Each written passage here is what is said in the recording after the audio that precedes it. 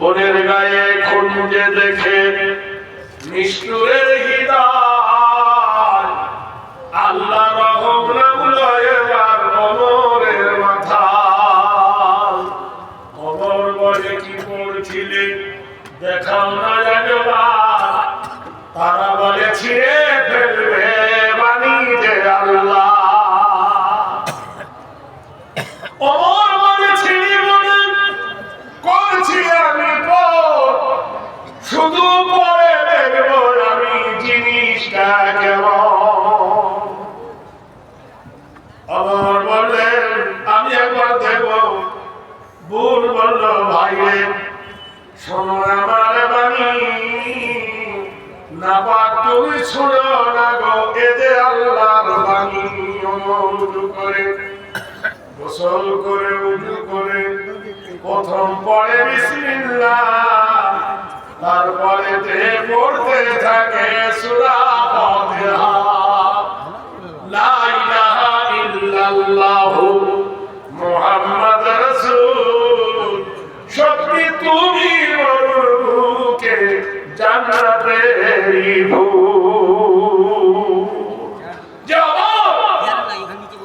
বিশ্বনবীকে হত্যা করতে উলঙ্গ শামশির নিয়ে ছুটেছিল, সেই আমার বিশ্বনবীর কদম মোবারকে তার খঞ্জরটা শুকে দিয়ে বিশ্বনবীর হাত ধরে পড়ে নিয়েছিল লা ইলাহা ইল্লাল্লাহু মুহাম্মাদুর রাসূলুল্লাহ সাল্লাল্লাহু আলাইহি ওয়াসাল্লাম।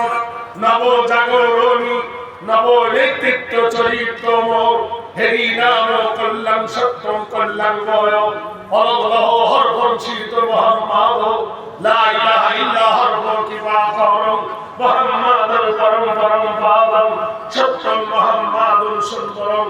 ওং শাস্তি সর্বভূতে ওং কর্ম নমস্তুতে ওং গরিয় সর্বজনযুক্তে নমো ধাত্রী কল্যাণ লিল্লাহ হরবংশিত মহাগরিয়সী ওং সর্বনাম শান্তি মুহাম্মাদ যুগে যুগে। আমার মাথা নত করে বিশ্বনবীকে বললেন হে রাসূল, হে আল্লাহর হাবিব, ইসলামের শরীয়ত, ইসলামের কানুন, ইসলামের কায়দা আমাকে শিখিয়ে দেন। আমি অন্ধকারে ডুবেছিলাম, আমি বুঝতে পারিনি ইসলাম এত সুন্দর। হে আল্লাহর রাসূল, আমাকে দ্বীনের দীক্ষা দেন, আমাকে শিক্ষা দেন। আল্লাহ পাক রব্বুল আলামিন আল্লাহ পাক ওমরের হৃদয়কে খুলে দিলেন। হেদায়েতের মালিক কে ভাই? জোরে বলুন। আল্লাহ হেদায়েত দিয়ে দিলেন। বিশ্বনবী সাল্লাল্লাহু আলাইহি সাল্লাম কাবা শরীফে দোয়া করেছিলেন, আল্লাহ দুজনকে তুমি দুজনের মধ্যে একজনকে বেছে নাও, আবু জাহেলকে নতবা ওমরকে। মহান আল্লাহ পাক রব্বুল আলামিন আবু জাহেলকে কবুল না করে ওমরকে আল্লাহ কবুল করেছিলেন। দেখলো আরবের মাটিতে প্রখ্যাত বীর যখন ওমর উদীয়মান যুবক, 26 বছরের তাগড়া যুবক মুসলমান হয়ে গেছে, মাথা নড়ে উঠল কার? উমাইয়া বিন খালদ। মাথা নড়ে উঠল কার? আবু সুফিয়ান। মাথা নড়ে উঠল কার? ওলীদ বিন মুগীরা। মাথা নড়ে উঠল কার? আবু লাহাব। মাথা নড়ে উঠল উতবা সাইবা। এক জায়গায় প্রকাশ্যে মিছিল করে বলল, মুহাম্মদকে হত্যা না করলে আমাদের ধর্ম আর বাঁচানো যাবে না। আবু জাহেলের স্ত্রী জিজ্ঞেস করেছিল আবু জাহেলকে, আচ্ছা বলো তো, তুমি তো মক্কার লিডার, তুমি তো মক্কার সম্ভ্রান্ত লিডার, মক্কার তুমি একজন জ্ঞানী, কিন্তু সত্যি করে বলো ওই বাচ্চা মুহাম্মদ সাল্লাল্লাহু আলাইহি সাল্লামের সঙ্গে তোমার এত বিরোধিতা কেন? আবু জাহেল বলেছিল, ওরে বোকা মেয়ে, তুই জানিস না মুহাম্মদ রাসূল যেটা বলছে সেটা সত্য, আমি যেটা বলছি সেটা হলো গালব। মুহাম্মদ রাসূলুল্লাহ কোরআন এনেছেন, তার কোরআনের দাওয়াত লা তাকরাবুজ জিনা, ব্যভিচারী করো না, আর ব্যভিচারীর শাস্তি হলো পাথর মারা। তাহলে আমি তার মধ্যে গ্রাস হয়ে যাব। আমি যদি তার কথা মেনে নিই তাহলে ওই শাস্তিটা আমার উপরে আসবে, যেহেতু আমি একজন জিনাকারী। নাম্বার 2, মুহাম্মদ সাল্লাল্লাহু আলাইহি সাল্লামের কোরআন জানিয়ে দিয়েছে আরবের মাটিতে ইন্না হারামাল্লাহু আলাইহিমুর রিবা, সুদ তোমাদের জন্য হারাম, সুদ অবৈধ। আর আমি আবু সুদের মাধ্যমে লিটিপিটি খাচ্ছি, আমার গোটাই দেহ অতঙ্গ সব সুদের কারবারে লিপ্ত, তাহলে আমি নিজে দুর্বল হয়ে পড়বো, মোহাম্মদ নেতা হয়ে যাবে আর আমি বরবাদ হয়ে যাব। বললে শোনো, যদি তাই যদি হয়, তুমি তো তার কাছে স্যারেন্ডার হতে পারো, তাহলে কি সর্বনাশ, এতদিন মানুষের মাথায় টুপি পরিয়ে নিজের পেট মোটা করেছি, আর আজকে যদি মোহাম্মদের আইন বলবিদ্ধ হয়ে যায়, আমার সর্বনাশ দেখবে, এটা আমার পক্ষে কখনো সম্ভব নয়। ভাইরা আমার, বন্ধুরা আমার, প্রকাশ্য মিটিংয়ে বলল আজকে রাতে চতুর্দিকে নবীর বাড়ি ঘেরাও করা হবে। তারা কারা ছিল? এক একজনের বয়স ছিল 40-এর নিচে আর 25-এর উপরে, এইরকম যুবক তারা ছিল। কোন কেতাবে আছে 65 জন, কোন কেতাবে আছে 35 জন। নবীর বাড়িকে ঘেরাও করে দিলেন। গভীর রাত্রিতে রাসূল যেই ফজরে আল্লাহর কাবাতে যাবে কোরআন শরীফ ডিক্লার করতে, সেই সময় সব যুবকগুলো একসাথে আল্লাহ নবীর ওপর ঝাঁপিয়ে পড়বে। কিন্তু মহান আল্লাহ পাক কোরআন শরীফের মধ্যে বললেন, ইন্না বাতশা রাব্বিকা লাশাদীদ ইন্নাহু হুয়াল ওয়া ইউঈদ ওয়া হুয়াল গফুরুল ওয়াদুদু যুল আরশিল মাজিদ ফাআলুল লিমা ইউঈদ। মহান আল্লাহ জিবরাইলকে ডেকে বললেন, জিবরিল, আমি বাদশার বাদশা, আমি ধীরাদের ধীরা, আমি সম্রাটের সম্রাট, আমি আল্লাহ যা পরিকল্পনা করি তা কখনো বাতিল হয় না, আমি আল্লাহ যা সিদ্ধান্ত করি তা কেউ বানচাল করতে পারে না। ও জিবরিল, যাও আমার নবীকে গিয়ে সংবাদ দিয়ে দাও, আমি আল্লাহ রাব্বুল আলামিন পরিকল্পনা করেছি, আমি আল্লাহ আমার উদ্দেশ্য, আমি আল্লাহ হুকুম করছি, আমার নবী আমার হুকুমে মক্কা ত্যাগ করে মদিনায় চলে যাবে। শুরুতে কারা রাসূলুন মিনাল্লাহি ইয়াতুলু সুহুফান মুতাহারাতান ফিহা কুতুবুন কাইয়্যিমা ওয়া মা তাফাররাকাল্লাযীনা উতুল কিতাব। নবীদের হাত বাঁধা পা বাঁধা, আল্লাহর বিনা হুকুমে নবীরা এক পা তুলতে পারবে না, আল্লাহর বিনা হুকুমে নবীরা কথা বলতে পারে না, এছাড়াও পড়া যেতে পারে না। ও জিবরিল, যাও গভীর রাতে আমার নবীকে জাগিয়ে দাও, আমি আল্লাহ যা সিদ্ধান্ত করেছি তাই হবে। গভীর রাতে, এরকম রাতে জিবরিল এসে ডাকে, আসসালামু আলাইকা ইয়া রাসূলুল্লাহ, ও আল্লাহর হাবিব মুহাম্মদ ইবনে আব্দুল্লাহ, ও আব্দুল্লাহর বেটা, স্বর্গত পিমা গরিয়সী, জন্মভূমি বাক্কা নামিচ্ছ, নরদিত নাম ধাত্রী, কাবা মক্কা সুভূমি পদচুত্তঙ্কিত, কল্যাণ সুমতি হেরি নাম, স্বর্গত পি গরিয়সী বক্কায় নাম। বেদ বছর মুহাম্মদ আরবি, কাবা ছাড়ো, জন্মভূমি ভিটা ছাড়ো, বাপ দাদার ভিটা ছাড়ো, তোমার দাদির ভিটা ছাড়ো, মায়ের ভিটা ছাড়ো, কাবা শরীফের পানি ছাড়ো, হাজারে আসওয়াদ ছেড়ে চলো, সাফা মারওয়া ছেড়ে নতুন একটা দেশে চলো। মুহাম্মদ রাসূল তখন আল্লাহর নবীর বয়স 53 বছর। চলো হে মুহাম্মদ, মক্কা জীবন থেকে তোমাকে নাজাত দিচ্ছি, নতুন এক দেশে তুমি পদতুত্তম সার্বভৌমী মা গরিয়সী শিরোনাম এমন একটা দেশে যাবে, সেই দেশের নাম হলো তিরস্কার, আর তোমার সাথে সেই দেশের নাম হবে মদিনাতুন নবী। গভীর রাতে জিবরিল ডাকে বারবার, আল্লাহ নবী উঠে দেখলে যুবকরা খম্বল করছে চতুর্দিকে, পাহাড়ায় রত উদীয়মান যুবক, বিশ্ব নবী তাজদারে মদিনা জনাবে রাসূলুল্লাহ এক মুঠো বালি নিলেন, সেই বালিটা বালি নিয়ে ঠাকুর সহ বালিটা হাতে করে নিয়ে কোরআনের মুকাদ্দাস আয়াত পড়লেন, আল্লাহু লা ইলাহা ইল্লা হুয়াল হাইয়ুল কাইয়্যুম লা তাখুযুহু সিনাতুন ওয়ালা নাওম লাহু মা ফিস সামাওয়াতি ওয়া মা ফিল আরদি লাকিন এই বলে আল্লাহর কোরআন ফুঁক দিলেন, উড়ে গেল বাতাসে। মহান আল্লাহ নবীকে জিজ্ঞেস করছে, ওমা রামাইতা ইজ রামাইতা ওয়ালাকিন্নাল্লাহ রামা। প্রভু ডাকছে, ও মুহাম্মদ, আরবি লোক, রাতের অন্ধকারে যখন মক্কা ভূমি ছেড়ে তুমি রওনা হও, কি করেছিলে বলো? আল্লাহ নবী বলছেন, ও আমার মাবুদ আল্লাহ, আমারে জিজ্ঞাসা করতেছো, আমি দুই হাতে বালু নিয়েছিলাম, আর বালুতে তোমার পবিত্র নাম নিয়ে আমি কোরআন পড়ে ফুঁক দিয়েছিলাম। আল্লাহ বলছে, রাসূল হাতটা ছিল তোমার, হে রাসূল ফুঁকটা ছিল তোমার, হে নবী বাড়িটা ছিল তোমার হাতে, শক্তিটা তোমার ছিল না।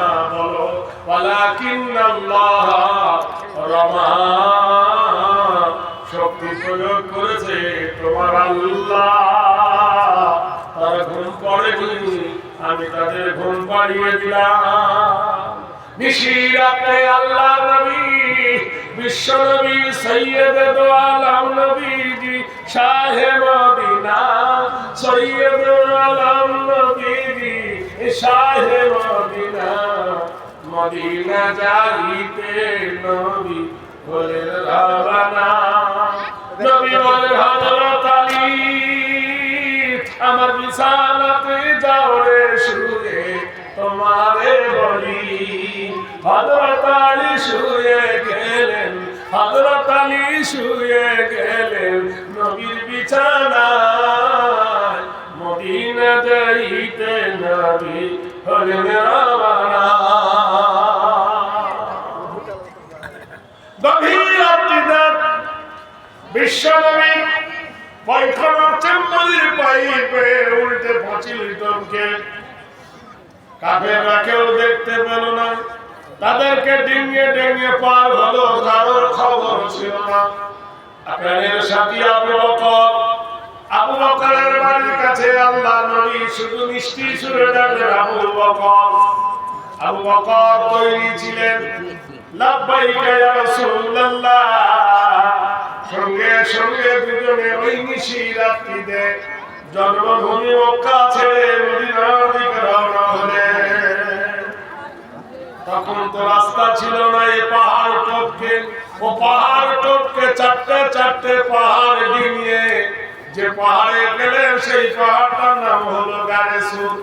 আমি নিজে উঠেছি ওই গারে সুরে, দেখেছি যেখানে আল্লাহর নবী আবু বকরকে নিয়ে, যেখানে রাতের অন্ধকারে ফজরের আগে গুহায় লুকিয়েছিলেন, যেখানে আবু বকরের কোলে রাসূলুল্লাহ মাথা দিয়ে শুয়েছিলেন, যে জায়গায় আবু বকর গুহার ফুটোগুলো নিজের পাগড়ি ছিঁড়ে ফুটোগুলো বন্ধ করেছিলেন। বন্ধুরে সেই বিশ্বনবী সাল্লাল্লাহু আলাইহি সাল্লাম ওখান থেকে কয়েকদিনের পরিশ্রম করে বিশ্বনবী সাল্লাল্লাহু আলাইহি ওয়াসাল্লাম মদিনায় চলে গিয়েছিলেন। মদিনার আনসারীরা, মদিনার সাহাবায়ে নবীকে গ্রহণ করেছিলেন, সাদরে গ্রহণ করেছিলেন। বিশ্বনবী সাল্লাল্লাহু আলাইহি সাল্লাম ওইখানে একটা মসজিদ বানিয়েছিলেন, সেই মসজিদের নাম হলো মসজিদে কোবা। নবীর জীবনের প্রথম মসজিদ, সেই মসজিদে কোবা নবী বানালেন। বানাবার পরে বিশ্ব নবী কিছুদিন পরে আবার মসজিদে নববী বানালেন। আমার বন্ধুরা আমার, কিন্তু মক্কায় কাফেররা হিংসায় জ্বলে উঠলো, মক্কার কাফেররা ঈর্ষায় জ্বলে উঠলো। আরে তাকে ধরতে পারলাম না, ধরতে পারলাম না, জব্দ করতে পারলাম না, এত অত্যাচার করার পরে তাকে দুনিয়া থেকে মিটিয়ে দিতে পারলাম না। বন্ধুরা জানেন, হায়াতের মালিক হলো আল্লাহ। কিন্তু বিপদ দেখা দিল না বন্ধু। বিপদ যখন আসে, মানুষ যখন ঠেলায় পড়ে, তখন বিপদ গনে। বন্ধু গনে না, এমন একটা বিপদ এলো। আপনারা জানেন, মদিনার মসজিদ থেকে 200 কিলোমিটার দূর সেই জায়গাটার নাম হলো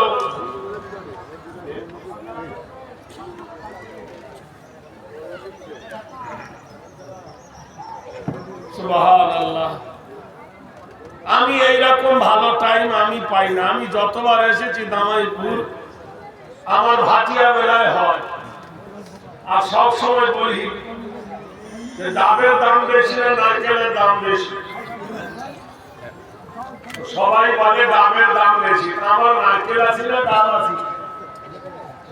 সব করা তো নারকেল হয়ে গেছে। যাই হোক, আজ আল্লাহ আমাকে মিলিয়েছেন, আর আপনারা বসেও আছেন আলহামদুলিল্লাহ। একবার আল্লাহ আকবার জোরে বলা যাবে নাকি ভোল্টেজ কমে গেছে? একবার জোরে বল, নারে তাকবীর। কোন লোক যদি শ্বশুর বাড়ি 2 বার থেকে 3 বার যায়, সম্মান বাড়বে না কমবে? একবার কথা বলুন না। শ্বশুর বাড়ি থেকে ভাই, শ্বশুর বাড়ি যদি 2 বার 3 বার দিনে যায়, সম্মান বাড়বে না কমবে? কমবে। আর আপনি যদি আল্লাহর ঘরে 5 বার থেকে 6 বার যান, সম্মান বাড়বে না কমবে? বাড়বে। কিন্তু আমরা আসলে নাই, নকলে আছি। আরাধনা পূজ্য নম কীর্তিতম নম নৈতিত্য হেই অংসর্গদপি হরিয়সি কল্যাণ শান্তি দেব আরাধনা নমস্তুতে। বন্ধুরা, এমন একটা ঘর যে ঘরে কেউ বিড়ি খায় না, এমন একটা ঘর যে ঘরে কেউ তাস খেলে না, এমন একটা ঘর যেখানে কেউ রোজা খায় না, এমন একটা ঘর যেখানে কেউ নাপাক শরীরে যায় না, এমন একটা ঘর যেখানে কেউ জুয়া বাতারি কাটে না। আরাধনা নমস্তুতে হেরি কল্যাণ সর্বদায় সর্বাধিকার সর্বকল্যাণ হেরি নম। সেখানে ধনী গরিব বড় লোক সবার সমান অধিকার। সেই জায়গাটার নাম হলো মসজিদ, সেই জায়গার নাম ইবাদতখানা, সেই জায়গাটার নাম হল আরাধনাখানা। আল্লাহর নবী বানালেন মসজিদে নববী। ভাইরা আমার, বন্ধুরা আমার, তখন আল্লাহর নবী মসজিদে নববী বাসস্থান। বিশ্ব নবী তখন মক্কায় থাকে। এই সময় মদিনা থেকে 200 কিলোমিটার দূর জায়গাটার নাম হলো বাহরাইন। এই বাহরাইনের মাটিতে একজন জালেম বাদশা জন্মেছিল। সেই জালেম বাদশার নাম হলো ইবনে সরওয়ার। বুখারী শরীফের হাদিস। বন্ধুরে আমার, দোস্তরে আমার, বন্ধুরে, এত বড় জুলুম, এত বড় অত্যাচার শুরু করে দিল। সে যে করত কি, প্রতি রাতের বেলায় একটা সুন্দরী মেয়েকে তুলে আনতো। সুন্দরী সরলা কবরন বসিয়েকে তুলে এনে রাতের বেলায় মেয়েটার ধর্ষণ করত, মেয়েটার ইজ্জত লুটত। ইজ্জত লুটার পরে সকাল বেলায় মেয়েটাকে নিষ্ঠুরভাবে হত্যা করত।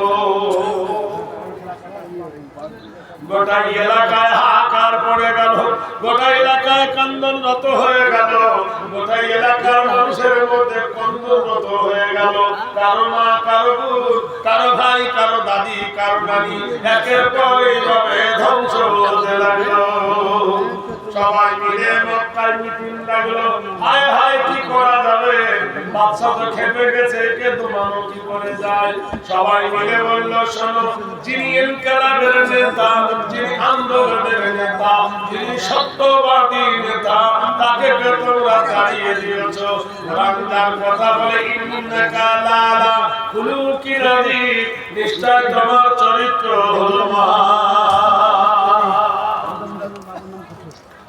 আল্লাহ বলছেন, ইয়াসিন ওয়াল কুরআনিল হাকিম ইন্নাকা লামিনাল মুরসালিন আলা সিরাতিন মুস্তাকিম। বিজ্ঞানময় হাকিমের কসম, ও নবী, আমি আপনাকে সমস্ত নবীদের সরদার করেছি আলা সিরাতিন মুস্তাকিম। আর আপনি হলেন সরল এবং সঠিক পথের নবী। কোরআন শরীফে যার কথা বলে, আমা মুহাম্মাদুন